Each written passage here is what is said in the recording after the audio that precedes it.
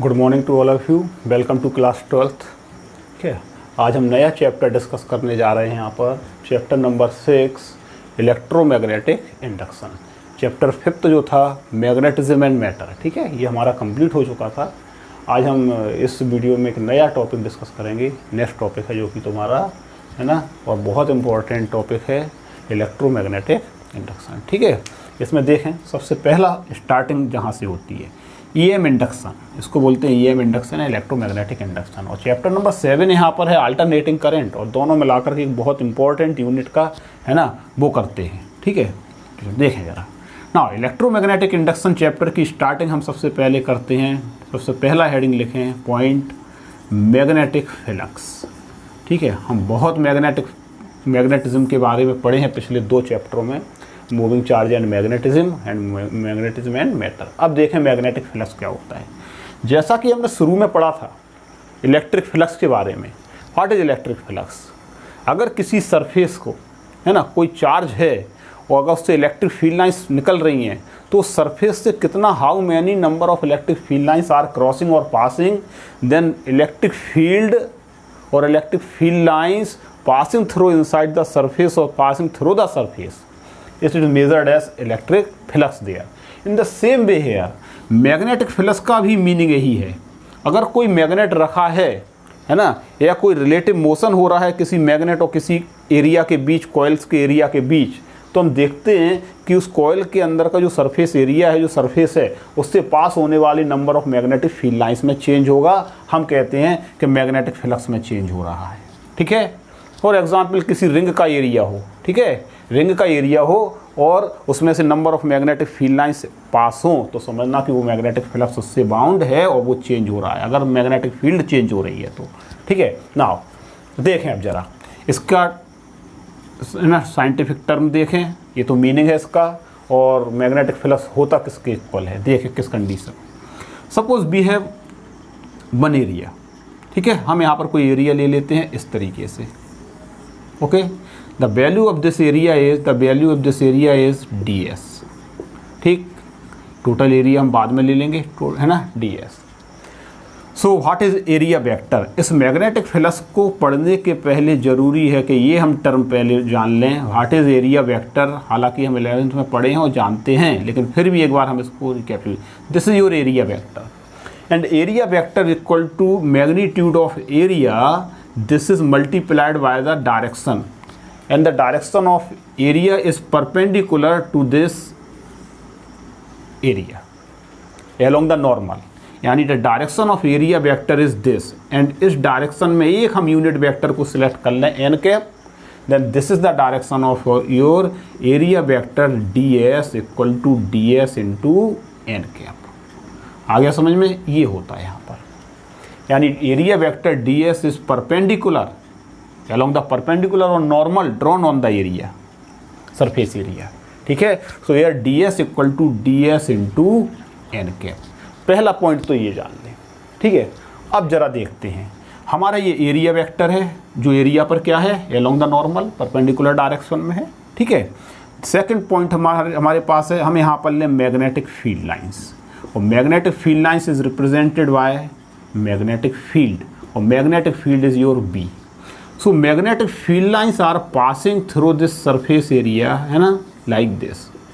Okay, यहाँ पर हम ये मैग्नेटिक फील्ड ले रहे हैं, this is the direction of magnetic field, and these magnetic field lines makes an angle, है ना, इस तरीके से हम ले लेते हैं लाइक दिस, है ना, ये, और दीज मैग्नेटिक फील्ड लाइंस कोई भी एंगल ले सकते हैं हम, है ना, मेक्स एन एंगल थीटा।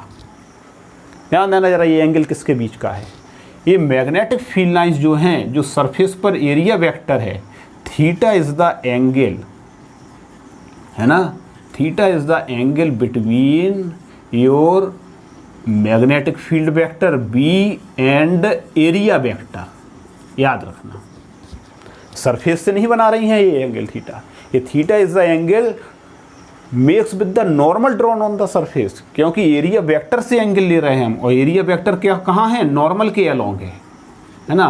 तो या तो सिंपली हम ये कह सकते हैं कि magnetic field lines makes an angle theta with the direction of normal drawn on the surface, या फिर angle theta is the angle between magnetic field lines और एरिया वेक्टर, ठीक है, ये थीटा इनके बीच का एंगल है। देन अगर स्मॉल सरफेस एरिया से फ्लक्स तुमको निकालना है तो देखें ज़रा, स्मॉल मैग्नेटिक फ्लक्स जो होता है यहाँ पर, then your small magnetic flux जो होगा d phi for small, phi represented by है, phi is the notation of magnetic flux equal to the scalar product of magnetic field vector and your area vector, this is, याद रखना, ठीक। और total के लिए हम करना है तो टोटल के लिए होल सरफेस के लिए हम इसको क्या कर देंगे, इंटीग्रेट, तो टोटल मैग्नेटिक फ्लक्स क्या हो जाएगा तुम्हारा, phi surface integration E dot D S, whole surface के लिए हम इसको क्या कर देते हैं,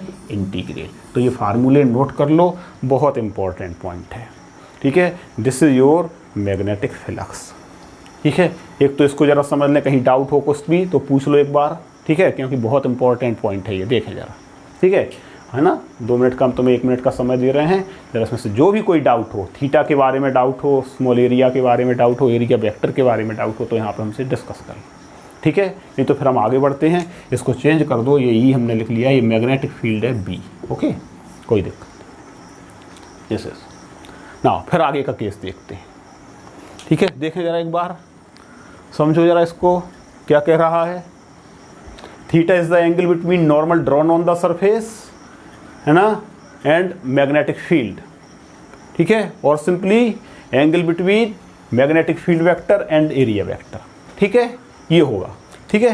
now this for total magnetic flux B integrate, ठीक। नाउ स्पेशल केसेस जरा देखें, कब फ्लक्स मैक्सिमम होगा और कब मिनिमम होगा। सीधा सा तुमको देखो यहाँ पर दिखाई दे रही है एक चीज़ कि कहीं ना कहीं ये this is the scalar product, तो स्केलर प्रोडक्ट हम कई बार इसको डिस्कस कर चुके हैं, अनेकों जगह आ चुका है, इसको हटा देते हैं, ठीक है। ना देखें जरा, यहाँ पर this is your scalar product, और स्केलर प्रोडक्ट का मतलब है बी डॉट डी एस, है ना, scalar product of magnetic field vector, this is equal to A B, A dot B equal to A B cos theta. So your flux is, your small flux is D phi equal to B D S, है ना, this is your area taken B D S या B D A cos theta, this is a magnitude, okay. Now special cases में पहला point देखें, for maximum flux, for D phi B maximum, D phi के maximum होने के लिए क्या होगा बताओ जरा, ठीक है, ये हटा दे रहा है यहाँ से, ठीक है। डी फाई के मैक्सिमम होने के लिए क्या होगा, अगर डी फाई मैक्सिमम है तो इसका मतलब है कि कॉस थीटा मैक्सिमम होना चाहिए, ठीक है, और कॉस थीटा की मैक्सिमम वैल्यू 1, और ये 1 कब होगा, जब तुम्हारा थीटा इक्वल टू क्या होगा, बोलो क्या होगा, है ना, cos theta equal to cos 0, okay, और कॉस 0 है ना, cos theta equal to cos 0 ऐसे लिख लेंगे हम इसको, तो theta equal to 0 degree, right, ये होगा। और बताओ थीटा इक्वल टू 0 होने का मतलब, दीज मैग्नेटिक फील्ड लाइंस किस तरीके की सिचुएशन आएगी, डायग्राम कैसा आएगा इसका diagram, theta equal to 0 means your magnetic field lines इस सरफेस के कैसी पास हो रही हों, एलोंग द नॉर्मल, क्योंकि जब एलोंग द नॉर्मल होगी तभी तो तुम्हारा थीटा इक्वल टू में नॉर्मल से क्या बनेगा, 0 एंगल बनेगा, ये दिस इज द सिचुएशन, है ना। इस सिचुएशन में थीटा 0 है, कभी कभी हम बहुत लाइटली कंफ्यूज हो जाते हैं, है ना, कि नॉर्मल पर परपेंडिकुलर कर, सरफेस पर अगर परपेंडिकुलर कर देंगे तो थीटा 99 है, अगर सरफेस पर परपेंडिकुलर मैग्नेटिक फील्ड्स हैं तब तो फ्लक्स मैक्सिमम होगा, और थीटा की वैल्यू क्या होगी, 0, क्योंकि थीटा यहाँ पर जो देखते हैं वो नॉर्मल से ही तो देख रहे हैं, और यहाँ पर मैग्नेटिक फील्ड लाइंस नॉर्मल के अलोंग है, तो थीटा उसी से क्या मेजर होगा, 0 डिग्री निकल आया, ठीक है, ये होगा। मिनिमम फ्लक्स के लिए देखें, ठीक है, और what is the value of maximum flux, maximum flux की वैल्यू निकल आएगी D phi equal to B into D S, this is your maximum flux, है ना, एन ए एक्स, ठीक है, इस तरीके से लिख सकते हैं, राइट, ये होता है एक पॉइंट। सेकंड पॉइंट देखें, 0 फ्लक्स के केस में क्या होगा, इसका डायग्राम भी ये बना लो, ठीक है ना। If D phi equal to 0, then D phi equal to 0 का मतलब है B D S cos theta equal to 0, ना बी 0 है ना डी एस 0 है, इसका मतलब तुम्हारा क्या 0 है, कॉस थीटा इक्वल टू 0 है, और कॉस थीटा इक्वल टू 0 होने का मतलब है कॉस 90, ओके, कॉस 90 0। यहाँ पर यानी थीटा इक्वल टू क्या निकल आएगा 90 डिग्री। यानी जो मैग्नेटिक फील्ड लाइंस है, इसका डायग्राम बनाओ, मैग्नेटिक फील्ड लाइंस जो है वो तुम्हारा सरफेस के कैसी होना चाहिए, बोलो पैरेलल, तभी तो नॉर्मल से थीटा 90 डिग्री बनेगा। देखो इसका डायग्राम है ना, ये हमारे पास सरफेस है, ओके, ये सरफेस पर क्या है normal, this is normal on the surface, ठीक, this is the direction of your d s and the magnetic field lines, this is your d S, ठीक है, एरिया है, सरफेस एरिया है, and magnetic field lines are parallel to the surface like this, बोलो ठीक है ना। और जब ये सरफेस के पैरेलल हैं, है ना, तो ये मैग्नेटिक फील्ड लाइंस नॉर्मल से है वो कितना एंगल बनाएगी, थीटा इक्वल टू 90 डिग्री।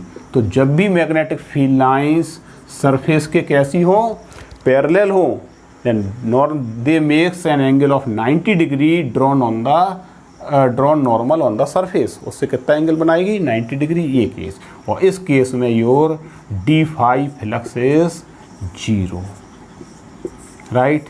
ये ध्यान देना, इस चैप्टर की स्टार्टिंग और पूरे चैप्टर में, है ना, मैग्नेटिक फ्लक्स ही यूज होगा, ठीक है। इसी का वेरिएशन चेंज है, जो इंसिडेंट जो फेनोमेना है वो सब इसी पर बेस है, ठीक है। अब हम इसका बहुत बेसिक टर्म है जो जान लेते हैं। ये तुम्हारा मैक्सिमम फ्लक्स, ये जीरो फ्लक्स, और भी होता है फ्लक्स में भी नेगेटिव, है ना, फ्लक्स में भी negative, because cos 90 cos 180 minus है ना, तो नेगेटिव भी हो सकता है जब they are in anti parallel. देखो थर्ड केस देख लेते हैं हम, है ना, फॉर नेगेटिव फ्लक्स, ठीक है, फॉर नेगेटिव फ्लक्स, और नेगेटिव फ्लक्स का मतलब है ना, यानी तुम्हारा theta equal to 180 degree, okay, और कॉस 180 रखोगे जब, है ना, तो कितना आ जाएगा तुम्हारा -1, यानी D phi equal to minus E D S, ठीक है। माइनस ई डी एस का मतलब है 180 डिग्री। इसका डायग्राम जो आएगा वो किस तरीके से बनाओगे, अगर रिप्रेजेंट करोगे इसको, तो ग्राफ, है ना, डायग्रामिकली ये तुम्हारा अगर इलेक्ट्रिक फील्ड, अगर एरिया वेक्टर अपवर्ड है, then your magnetic field lines passing anti parallel like this, है ना, this is your magnetic field lines B, है ना, एंड नॉर्मल से इसका एंगल कितना होगा, ये 180 डिग्री, राइट। इस तरीके से इस केस में फ्लक्स तुम्हारा क्या आ जाएगा, नेगेटिव, ठीक है। यानी area vector and magnetic field lines vector are anti parallel in opposite direction, दोनों अपोजिट डायरेक्शन में हो, तब तुम्हारा फ्लक्स इज नेगेटिव, ओके। ये कुछ और पॉइंट होते हैं, जैसे यूनिट एंड डायमेंशनल फार्मूला, है ना, उसके यूनिट को हम देखते हैं, ठीक है। व्हाट इज यूनिट, है ना, यूनिट ऑफ फ्लक्स, है ना, मैग्नेटिक फ्लक्स का यूनिट देखें, आती है ये सब चीज़ें, है ना, ये सब जरूरी है, ये सब पॉइंट्स। मैग्नेटिक फ्लक्स का जैसे unit D phi equal to B D S small के लिए, और टोटल के लिए phi equal to B into A, B can also write, है ना, B D A cos theta, और सिंप्लीफाई लिखें, अगर हम एरिया को क्या ले लें, टोटल फ्लक्स फाई ले लें, इनक्लोज बाय द एरिया, है ना, एरिया ए ले लें डी एस की जगह, कोई दिक्कत नहीं, phi equal to B A cos theta we can write. So what is unit, unit equal to tesla, है ना, देखें मैग्नेटिक फील्ड का tesla into meter square, okay, this is unit, है ना। और that is also called weber, इसी को हम क्या बोलते हैं, वेबर, ठीक है। इन एम के एस के सिस्टम में, एम के एस सिस्टम में, that they are called weber, यानी 1 वेबर, इसको वेबर को, this is the name of scientist, 1 weber, है ना, equal to 1 tesla into 1 meter square, okay, this is, ठीक है। और सी जी एस सिस्टम में दिस आल्सो कॉल्ड, है ना, सी जी एस सिस्टम में इसी को बोलते हैं हम क्या, मैक्सवेल।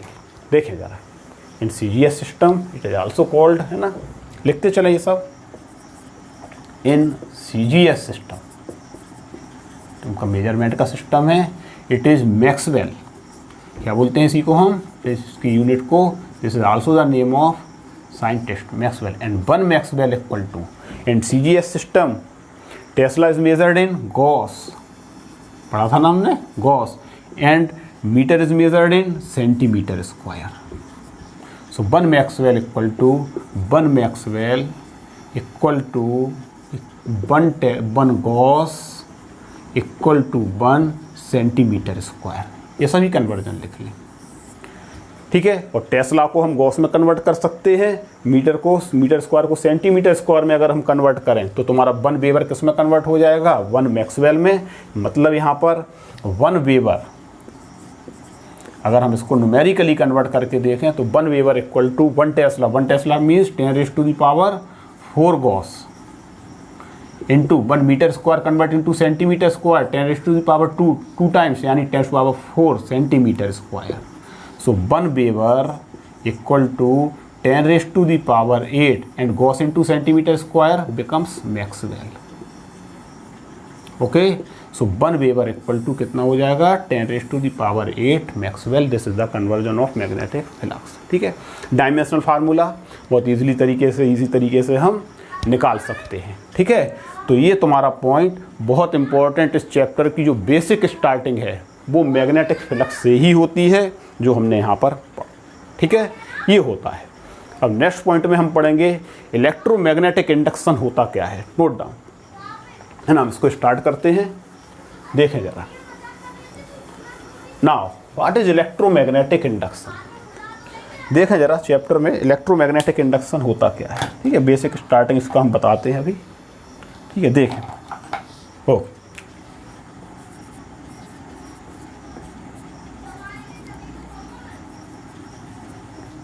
क्या है इलेक्ट्रोमैग्नेटिक इंडक्शन में। ठीक है, देखो Henry the name of scientist, different scientist है ना, वर्क देयर है ना, रिसर्च वर्क है ना on the this phenomena, different experimental activities है ना, दे हैव परफॉर्म। ठीक है, एक एक्टिविटी हेनरी परफॉर्म किए, थिक कॉपर के वायर का एक कॉइल बनाओ। ठीक है, हम एक एक्सपेरिमेंट के थ्रू इसको देखते हैं, एक एक्सपेरिमेंट बन के थ्रू इसको देखते हैं, एक्टिविटी एक्सपेरिमेंट के थ्रू।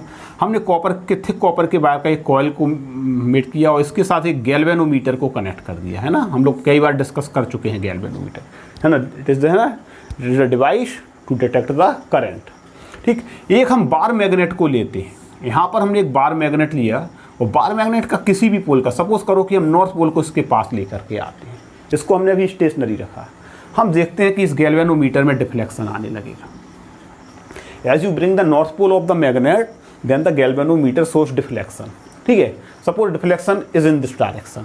ठीक है, कुछ ना कुछ रीज़न है। और डिफ्लेक्शन आने का मतलब है कि इस कॉइल में क्या फ्लो होने लगा, क्या सेटअप हो गया, करंट।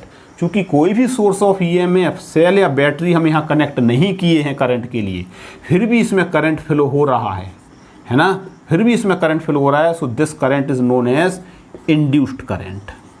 इसलिए हम इसको कौन सा जो करंट डिटेक्ट कर रहा है गैल्वेनोमीटर, इस करंट को क्या कहेंगे induced current, because this is not the actual, है ना, source of EMF, without source of EMF induce हुआ है ये करंट। ओके, हाँ, फिर देखें, ऐसा नहीं है कि हम मैग्नेट के नॉर्थ पोल को पास लाएंगे तभी ये गैल्वेनोमीटर डिफ्लेक्शन देगा। हम इसके नॉर्थ पोल को दूर ले जाते हैं, पहले पास हो फिर दूर ले जाते हैं। हम देखते हैं again galvanometer source deflection, but now the deflection is in opposite direction. अब जो डिफ्लेक्शन होगा वो पहले का क्या होगा, अपोजिट डायरेक्शन। ठीक है, इसका मतलब फिर से करंट इंड्यूस हो गया। ठीक है, और करंट का डायरेक्शन कहीं ना कहीं ऐसा है, अपोजिट हो गया। ऐसा नहीं है कि नॉर्थ पोल को ही पास और दूर ले आएँ, बल्कि हो सकता है कि हम साउथ पोल को पास या दूर ले जाएं, तब भी हम ऑब्जर्व करेंगे कि करंट का डायरेक्शन, करंट इंड्यूस होगा और उसका डायरेक्शन होगा डिफरेंट केसों में डिफरेंट। ठीक है, जैसे नॉर्थ पोल को दूर ले जा रहे हैं तो नॉर्थ पोल को दूर लाने पर साउथ पोल के पास लाने में सेम डिफ्लेक्शन होगा, या फिर नॉर्थ पोल को पास लाने पर जो डिफ्लेक्शन होगा, है ना, वही डिफ्लेक्शन तुम्हारा साउथ पोल को दूर ले जाने पर होगा, है ना, इसके लिए। ठीक है, इसका मतलब कहीं ना कहीं इंड्यूस करंट का डायरेक्शन, अभी हम बाद में थोड़ा लेटर ऑन स्टेज पर इसको डिस्कस करेंगे कि what is the direction of induce current, है ना। अल्टीमेटली फाइनली यहाँ पर केवल ये जानना है हमको कि as you bring the magnet towards the coil it shows deflection, galvanometer shows the deflection. What is the reason, क्या रीजन है, बोलो जरा, सोच के बताओ कि क्या रीजन हुआ है कि जो यहाँ पर करंट इंड्यूस हो गया। हमने तुम्हें बताया कि यहाँ पर करंट इंड्यूस है। ठीक है, हाँ बोलो जरा, ऐसा क्या कारण रहा कि यहाँ पर करंट इंड्यूस हुआ है। हमको तो एक ही बात यहाँ समझ में आ रही है कि जब हम मैग्नेट को पास लेकर के, अच्छा जरा देखो इसको और एलोबरेट कर देते हैं पहले, ठीक है, इसको थोड़ा सा और हम इसको चेंज करें पहले, फिर देखते हैं। ऐसा नहीं है कि मैग्नेट को ही पास लेकर के आए, मैग्नेट को रख दो, you taking this setup closer to magnet और moving away from the magnet, है ना। गैल्वेनोमीटर कनेक्टेड कॉयल को इस मैग्नेट के पास लाते हैं या इससे दूर ले जाएंगे, तब भी ये डिफ्लेक्शन शो करेगा। और ऐसा जरूरी नहीं है कि one stationary and other is moving, both are moving but not in the same direction with same velocity, ठीक है, but there should be relative motion between them, उनके बीच में क्या होना चाहिए, रिलेटिव मोशन होना चाहिए। मतलब यहाँ पर हम इस बात पर पहुँच गए, इस कंक्लूजन पर पहुँच गए कि उनके बीच में there should be relative motion, right, यानी कॉयल और मैग्नेट के बीच में रिलेटिव मोशन हो अगर, है ना, बिटवीन कॉयल एंड मैग्नेट, ठीक। और हर स्थिति में at in every situation when relative motion between coil and magnet this galvanometer shows deflection. अब निष्कर्ष निकालते हैं, ठीक है। हो सकता कि जब रिलेटिव मोशन हो रहा है तो उनके बीच का सेपरेशन चेंज हो रहा होगा, ठीक है, और जब सेपरेशन चेंज होगा तो मैग्नेट के पास आने या दूर आने से मैग्नेट से क्या एसोसिएटेड हैं, क्या पास हो रहे हैं, बताओ क्या निकल रही होंगी, magnetic field lines. When magnet और कॉयल, है ना, are taken closer to each other then there is increase in magnetic flux. बोलो ठीक है, magnetic field lines are passing through this coil, और जब मैग्नेटिक फील्ड लाइंस चेंज होंगी passing through the coil तो क्या चेंज होगा, मैग्नेटिक फ्लक्स। यानी हम यहाँ पर लिख सकते हैं कि क्या चेंज होगा तुम्हारा, change in magnetic flux. Her position में क्या चेंज हो रहा है, मैग्नेटिक फ्लक्स, राइट, नंबर 1। और जब मैग्नेटिक फ्लक्स चेंज होगा रिलेटिव मोशन से, आइदर कॉइल इज मूविंग और मैग्नेट इज मूविंग, ठीक है, magnetic field lines passing through the coil is changes, so means to say magnetic flux is changes, ठीक है। अगर पास लाते हैं तो मैग्नेटिक फ्लक्स इंक्रीज होगा और जब दूर ले जाओगे तो मैग्नेटिक फ्लक्स डिक्रीज होगा, अल्टीमेटली चेंज। हमको मतलब किससे है, नॉट इंक्रीजिंग और डिक्रीजिंग, अभी मतलब किससे, हमको चेंज से मतलब है। So there will be change in magnetic flux passing through this coil, और डेफिनेटली इस कॉयल में मैग्नेटिक फ्लक्स के चेंज होने से ये गैल्वेनोमीटर डिफ्लेक्शन शो कर रहा है, यानी यहाँ पर इंड्यूस करंट सेटअप हुआ, और इंड्यूस करंट के पहले निश्चित ही यहाँ पर क्या सेटअप हो गया होगा, potential difference, because without induce potential difference no induce current is flowing, ठीक है। इसका मतलब कोई एक एंड हाइयर और दूसरा एंड लोअर पोटेंशियल पर आया होगा, इसका मतलब due to change in magnetic flux क्या इंड्यूस हुआ, इंड्यूस्ड इलेक्ट्रोमोटिव फोर्स, है ना, इंड्यूस्ड इलेक्ट्रोमोटिव फोर्स जिसको हम वोल्टेज कहते हैं। और जब इंड्यूस करंट से ईएमएफ सेटअप हो गया तो इसमें क्या फ्लो होने लगा, इंड्यूस्ड करंट, ठीक है। ये पॉइंट जरूर लिख लो, इस पूरे के पूरे चैप्टर का यही थीम पॉइंट है, यही मेन पॉइंट है। When there is change in magnetic flux passing through a coil, है ना, क्या इंड्यूस हो जाएगा पहले, वोल्टेज या ईएमएफ, और जब इंड्यूस्ड ईएमएफ और वोल्टेज होगा तो क्या सेटअप हो जाएगा, current induce. And this whole phenomena, है ना, दिस स्टेप, फिर दिस स्टेप और फिर this step, this is known as EM induction. इसी को हम बोलते हैं क्या, इलेक्ट्रोमैग्नेटिक इंडक्शन। आ गया समझ में, इसको नोट करो जरा, ठीक है, इसको नोट करो, यही होता है, हैं? इसमें क्या लिखेंगे, इलेक्ट्रोमैग्नेटिक इंडक्शन में बोलो, when there is, note down कर लो, हम बोल रहे हैं डेफिनेशन नोट करो, when there is relative motion between coil and magnet, then due to change in magnetic field lines passing through a coil, इसी को हम लिख सकते हैं, ब्रैकेट में कर देना, ब्रैकेट में change in magnetic flux passing through the coil, magnetic flux, change in magnetic flux passing through the coil, comma लगा करके कर दें, आइदर इंक्रीजिंग और डिक्रीजिंग, हो सकता है वो इंक्रीज भी हो रहा हो और डिक्रीज भी हो रहा हो। Then electromotive force EMF is induced in the coil, an electromotive force is induced in the coil and induced current is set up in the coil, ठीक है। This phenomenon is known as electromagnetic induction, और इस phenomenon को क्या बोलते हैं हम? Electromagnetic induction. एक दूसरा सेटअप हम देखते हैं, एक दूसरी एक्टिविटी एक्सपेरिमेंटल सेटअप उन्होंने किया जो देखते हैं। हमारे पास देखना जरा, ठीक है, इसको और देखते हैं अभी, फिर इसके बाद जो है इसका मेन पॉइंट्स जो हैं वो कल शुरू होंगे। Faraday's law of electromagnetic induction जरूर ध्यान से देखें। हमने एक सिलिंड्रिकल अरेंजमेंट लिया, इस पर थिक कॉपर के वायर को सिलिंड्रिकल फॉर्म में, हेलिक्स के फॉर्म में लाइक दिस ऐसे रैप्ड कर दिया, ठीक है। इसी सिलिंड्रिकल अरेंजमेंट पर इससे थोड़ी दूर एक अनदर कॉइल कॉपर के वायर का बनाया लाइक दिस, ठीक। सेकंड कॉइल से हमने कनेक्ट कर दिया गैल्वेनोमीटर को, और फर्स्ट कॉइल से हमने एक सोर्स ऑफ ईएमएफ यानी एक बैटरी या सेल को कनेक्ट किया और उससे एक की कनेक्ट कर दी, राइट। अब हम यहाँ पर मैग्नेट नहीं ला रहे, तुम समझ गए होगे सब, है ना, अपने आप तुम्हें समझ में आ रहा होगा, इतना पढ़ चुकी है। एक कॉइल हमने इसको माना कॉइल 1 और इसको कॉइल 2, ठीक है। सेकंड कॉइल से हमने गैल्वेनोमीटर को कनेक्ट किया और फर्स्ट कॉइल से हमने मैग्नेट के प्लेस पर क्या ले लिए? एक सोर्स ऑफ ईएमएफ। जैसे तुम इस की को प्रेस करते हो, एज यू प्रेस दिस की, टेपिंग की या कोई भी टाइप का स्विच की ले लो, है ना, की को प्रेस करोगे तुम देखोगे कि सेकंड कॉइल से कनेक्टेड गैल्वेनोमीटर में डिफ्लेक्शन आएगा, ठीक है। रीजन तुम्हारे सामने क्लियर है, तुम समझ सकते हो। भाई रीजन बताओ जरा, देखो जरा क्यों? जब हम इस की को प्रेस करेंगे, क्लोज करेंगे, तो ये गैल्वेनोमीटर क्यों डिफ्लेक्शन शो करेगा सेकंड कॉइल से? ठीक है, बताओ जरा, सोचो, अपने आप तुम्हें आंसर मिल जाएगा इसका। इसका मतलब ये है कि as you press the key this battery send the current in coil, बोलो right, this is your battery current. इसको हम क्या ले लें, क्या मान लें? Battery current, okay. और जैसे ही बैटरी करंट को चेंज कराओगे इस कॉइल में, करंट के इफेक्ट से क्या प्रोड्यूस होगा? Magnetic field. And as you change the battery current, और जब बैटरी करंट चेंज होगा तो जरूर इससे पास होने वाला नेबरिंग कॉइल से पास होने वाला मैग्नेटिक फील्ड और मैग्नेटिक फ्लक्स भी क्या होगा?